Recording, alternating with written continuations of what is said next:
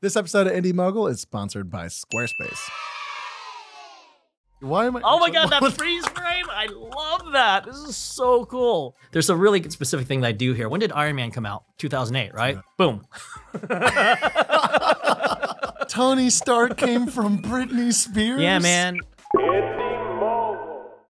Yo, what's going on, Indie Mogul? Today I'm here with Joseph Kahn, one of the most iconic, famous music video directors out there. Seriously, name an artist, and he has done it. Today we're going to be talking about music videos, basically what separates the good ones from the great ones. We're also going to talk about some mistakes that music video directors do, and walk through some of the most historical music videos from kind of start to finish, including some of the works that Joseph has done. So, what do you feel like are the common things that make a good music video great? Let's talk about one of the things that I think aren't a good music video. Okay. Technique. If you're just focusing on technique, like a cool special effect or a cool edit, the video fails. If that's what you're noticing about a video, you're not watching the video correctly. And you're not watching it like how a normal person would use it. You're watching it as how everybody else is telling you to, as a filmmaker. And you should be watching it as an actual human being. In my opinion, the force is filmmaking, right? And what do they always say? Let it flow, let it feel. Stop being so, let's stop thinking so much about how to move a lightsaber. Integrate your emotion and your humanity, and the solutions will happen. And so what I find right now, the biggest mistake that people are doing is that it's an arms race that's happening right now, where everybody is trying to out-technique each other. What's the new technology? What's the craziest technique? What's the new camera? What's the new gimbal? What's the new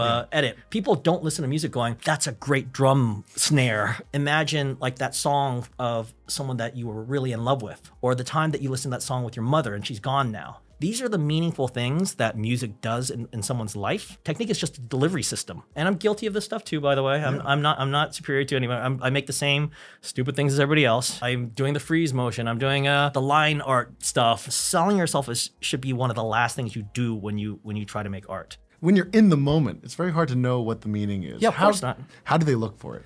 I don't expect young people to make extremely meaningful work that is super wise.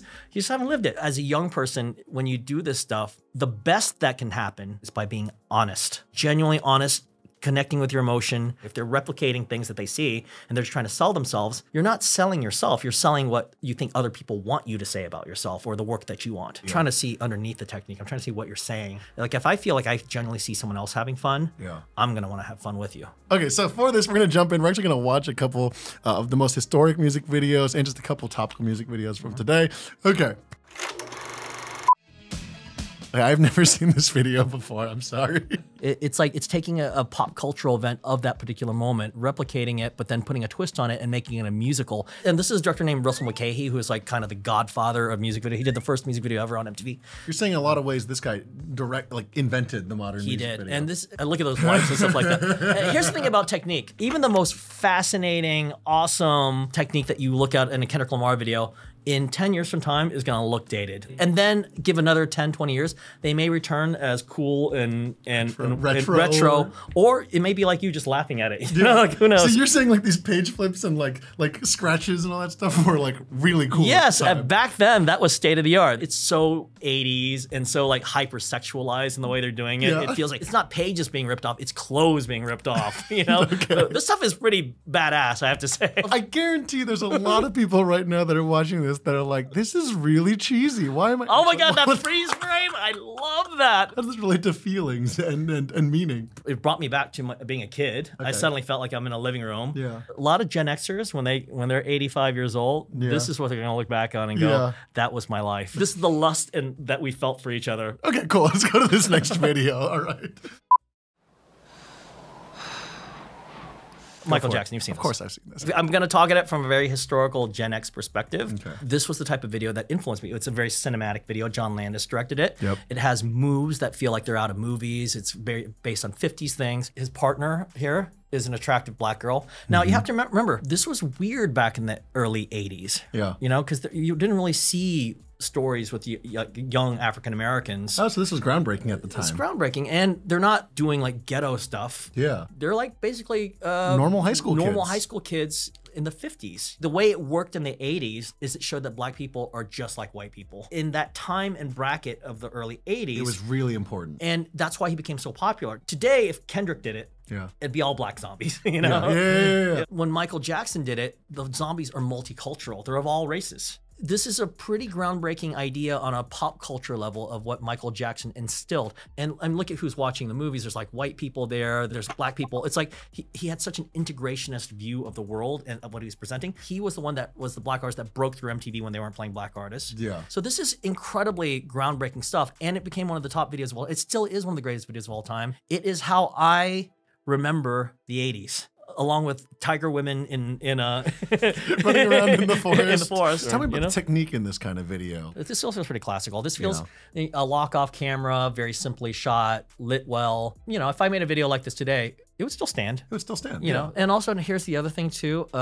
As much as a filmmaker does their thing, at the end of the day, it is the singer's medium. This is the Michael Jackson show. It's not the John Landis show. Sometimes as a video filmmaker, you have to have the ego to step back and say, this is about Michael Jackson. How do I capture his essence? How do I set this all up so that he can have his moment and shine? The last person I think about when I think about Thriller is John Landis. Yeah, and John Landis, a legendary director, you know, Blues Brothers, Animal House. He's doing an amazing work here. Don't get me wrong, it's phenomenal, but it's Michael who steals the show. I'm looking at Michael Jackson because the dance is so good. This is a perfect music video. Yeah. Cool. All right, sounds good. Moving on, next video.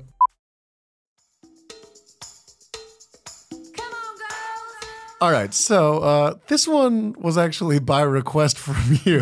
This one surprised me like crazy. David Fincher directed this. Yes. That is insane. Yeah. David Fincher had like about 3 to 5 years where he was like the top video director in the world. Like I remember watching this as a kid and this blew my mind because it was slicker than anything else out there, you know? Compared to other videos out there, this had production value, it had sets, it had lighting. Look at this lighting. What he's doing is a technique called K-scope. What they did is they would channel all the highlights through like a filter, and then it would defocus the highlights electronically. And that was like state of the art back. Now we look at it and go, oh my God, her skin's too bright and all that stuff like that. Yeah. And obviously this is based on Metropolis and old films of the 30s and that German expressionism. I don't know what other references are. All I know is Metropolis. Whenever people ask me to copy something and I haven't seen the film, I might sort of see like a couple pictures and stuff like that, but I don't actually watch the movie. And then I'll get a feel of what it is.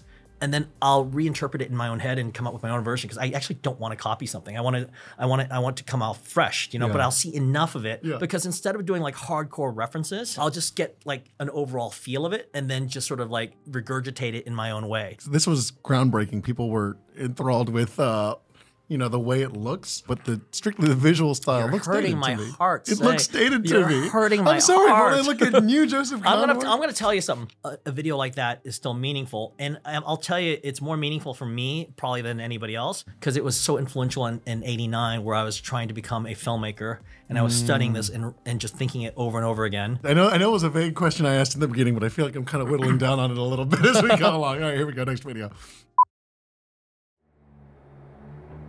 So this one is directed by Spike Jonze, right? Now, I am in love with Spike Jonze directing, period, but why this one in particular? When I first saw this video, I thought it was lit terribly. Yeah. Back then, I looked at this and I go, it doesn't have the blown out Fincher K-scope look. And so the question is, did lighting get better or did taste levels change? And the answer is the taste levels change. Vast majority of people won't know who Spike Jonze is. That's the truth. The filmmakers know who Spike Jonze is. Okay. They do know Christopher Walken. So there's gonna be a lot of people that are like in 10 years from now, that they won't know who Spike Jonze is. They'll go, that Christopher Walken video where he danced, oh yeah, that was great. Yeah. You know, it'll be meaningful for them because of Christopher Walken's performance. And that's the beauty of this video. I think it's all about him. How do you take off your filmmaker glasses and put on normal people glasses? I think the biggest mistake people do make is that all they do is study filmmaking. You need to go out there and have those dates. You need to go out there and have breakups. James Cameron, he was a truck driver before he became a filmmaker. The great filmmaker out there is probably in Afghanistan right now, like having these crazy experiences, and then takes up filmmaking, comes back, and then has incredible perspectives of life and death and human beings and all that. That person is gonna have a lot to draw on. Sounds good. Moving on. Here we go, next video. May I have your attention, please? We're in the 2000s now. Okay. Iconic video, iconic artist. If you look at this video, technically, it's actually a fusion. It's actually got that K-scope thing that Fincher was doing, but lessened. If you look at it, this is actually a technically horrible video. It's not well shot, you know? It's not well composed, but it is funny. Psy owes a big debt of gratitude to a video like this, you know? And ultimately, this is the breakthrough for Marshall, Eminem. And he is iconic in this thing. He's funny. He drives this video, right? If he's not in this video, would you be watching this? No. No. Ultimately, what does that tell you about videos? Is that you need to capture the essence of the artist. The artist is more important. You could literally make a crappiest video in the world, but if the artist shine through it, that's what people want. If you want to work, the most important thing you can do is sell the artist. All right, let's go to the next video. Yeah, we have arrived. We've arrived at some Joseph Kahn music videos. How did this video start and how did you? She called me up because I already did another video for her called Stronger. A lot of times the artists call you up and they give you like these impossible tasks. Like they say, I want to be a spy, I want to kiss somebody, I want to do that. And then you think in your head, well, what style am I going to pick? What's the camera movement? How do these things tie together? How to go to the next scene? By the way, there's a really specific thing that I do here. Watch this. This is 2004. When did Iron Man come out? 2008, right? 2008. The first Marvel movie. Yeah. Watch this little move here. Boom. Wait, are you saying that you think that this influenced the first ever Marvel movie? Yeah, for sure. 100%. One of the storyboard artists for Iron Man is a friend of mine that I worked on Torque, which I shot in 2002. The movie he did after Torque a couple years later was Iron Man. Iron Man. No way. Marvel owes me a check, Tony Stark came from Britney Spears? Yeah, man. Whenever the Iron Man does that move or they flip, that's the Britney now. It's Britney, bitch. You talk a lot about meaning, so what's the meaning in a video like this? Britney Spears is one of the early sort of progenitors of female empowerment in the modern age. Have you ever noticed the videos that she and I did together, which is Toxic and Stronger and Womanizer? What's the commonality between all three videos? She starts every video with the man breaking up with her. The other women sort of like conveyed sexuality. And I am this god. I am this goddess. Untouchable. But I think with the way women reacted to it is that, oh, that girl, I can't be that girl. So instead of just saying, I'm more sexy than you, she flipped it. She was like, I'm as hurt as you. I'm just like you. And I'm going to like find my inner strength and become Britney Spears so that you can take that journey with me. And that is very meaningful for a lot of people out there. And this is the beauty of like listening to your artist. Because I don't have that insight. Like I remember the first time I met her on the Stronger video. I had this entire idea of like pitching like this big thing with a dragon and dancing in the rain and soldiers and all this stuff. And she's listening. I go through my whole pitch and then she looks at me and she goes, I was thinking about dancing in a chair, right? I'm not like, I am Joseph Kahn walking out the door, you know? Yeah. No, you're just listening. Okay, well, let's see how I can make that work, And right? the good thing is that it kind of forces you to steer to tell the artist. And it also teaches you how to think like other people and empathize with them, you know? And it really helped me, I think, in my career by doing that. And that's why I think it prepped me to do Taylor Swift stuff because she has very well thought out ideas what her lyrics mean, just like Britney did. So I, as a filmmaker, then have to sort of like get in their heads. It's a hard thing for a lot of directors to do. But okay, sounds good. Next video. Now, real quick, before we continue, I want to talk to you about today's episode sponsor, and that is Squarespace, who may very well help you actually kick off your own music video career. Every self-respecting director needs a reel, and whatever the case may be, you are going to need some kind of website. Instead of paying for website design classes and trying to figure it out on your own, why not just put that money and effort to better use by actually using one of these super sleek and nice templates on Squarespace? In no time at all, you can actually have a sleek, professional-looking site that fits your brand and is ready to show the world. So head on over to squarespace.com to start your 14-day trial. And if you type in squarespace.com/IndieMogul, you're actually going to receive 10% off your first purchase of a website or domain. And we're going to drop that in the link down below. Thank you again to Squarespace. And now back to the episode. This was 2010. The thing about this particular video is they called me up on a Friday and I had to shoot on Monday. We've had some indie music video people come on and they're like, oh, that's very normal. That is very not normal at all, right? No, it's not How normal. much time do you have usually? At least a week. At least a week. Not a weekend. Yeah. And I had to try to cast Megan Fox over the weekend too. And we had to build sets, we had to build fires, we had to get locations and all that and start shooting in like, 3 days. What's the key to doing videos on a short turnaround? First, I would listen to the song, right? Yeah. And I don't use their lyrics. I actually write the lyrics as I'm listening to it. It makes me get in touch with the lyrics that much deeper, right? Yeah. Then I break the song down and figure out all the sounds that I think are interesting and stuff like that. So the whole thing's kind of mapped out before I shoot it, you know? Something like this is happening so fast that I'm sort of I'm sort of putting it there, but I'm still leaving a little bit of room for improvisation on set, because stuff like that, I'm waiting for them to act, you know? Like I have an idea of what needs to be done, but it's very structured in my head. Yeah. Okay, moving on.